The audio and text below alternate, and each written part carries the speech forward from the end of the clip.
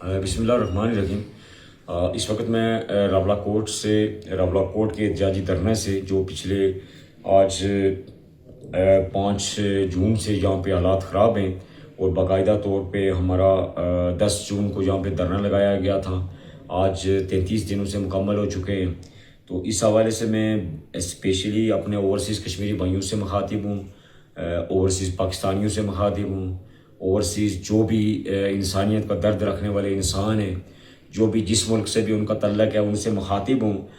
Especially اپنے سمندر پار جو ہمارا ڈائسپورا ہے، جتنے بھی ہمارے کشمیری ہیں جو برطانیہ کے اندر موجود ہیں، یورپ کے اندر موجود ہیں، امریکہ کے اندر موجود ہیں، کینیڈا کے اندر موجود ہیں، مشرق وسطیٰ کے اندر موجود ہیں، فرانس کے اندر موجود ہیں، دنیا کے جس خطے جس ملک کے اندر بھی موجود ہیں، جہاں جہاں پہ بھی پاسبل ہوا آپ نے مارچز کی، بالخصوص لنڈن کے اندر ایک بڑا تاریخی ملین مارچ کیا۔ ہم آپ کے ساری عوام کے شکر گزار ہیں کہ آپ نے اپنے ہم وطنوں کا دکھ درد محسوس کیا۔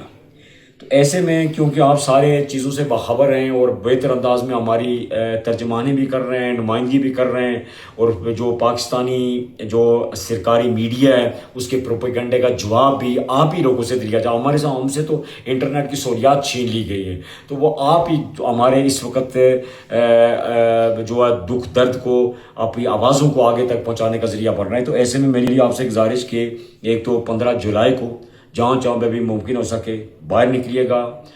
وقت کسی کا انتظار نہیں کرتا، کیونکہ جس طرح کے حالات ہیں اور جس طرح کا جبر ہے، یقیناً ہم پہ جاریت کی جائے گی، خدشات موجود ہیں اس طرح کے، اور اس طرح کی فورسز کو اکٹھا کیا جا رہا ہے۔ ہمارے پاس جو ہے آگے بڑھنے کے علاوہ کوئی راستہ دوسرا ہے باقی نہیں رہا۔ مذاکرات کے نام پہ بہت سارے لوگوں نے پہلے ثالثی کی پیشکش کی، پھر وہ خاموش ہو گئے۔ فضل الرحمان صاحب، حافظ نعیم الرحمان صاحب، مشتاق احمد خان صاحب کو تو میں خود سے شکریہ ادا کروں گا کہ وہ حالات کے جبر کے باوجود یہاں پہ آئے اور انہوں نے پرواہ نہیں کی، اپنی جان کی پرواہ کیے بغیر یہاں دھرنا سے ہم سے مل کے گئے اور پھر جا کے ہماری آوازوں کو بہت مثبت انداز میں آگے پیش کیا۔ اسی طرح خاقان عباسی صاحب، محمود خان چکزئی صاحب، ناصر عباس صاحب، مصطفیٰ نواز کھوکھر صاحب، یہ سارے وہ لوگ ہیں جنہوں نے یہاں پہ آنے کی کوشش کی۔ تو میں ان سب کو شکریہ ادا کروں گا۔ آپ کی کوششوں پہ ہمیں کوئی شک نہیں، آپ کی نیتوں پہ کوئی شک نہیں۔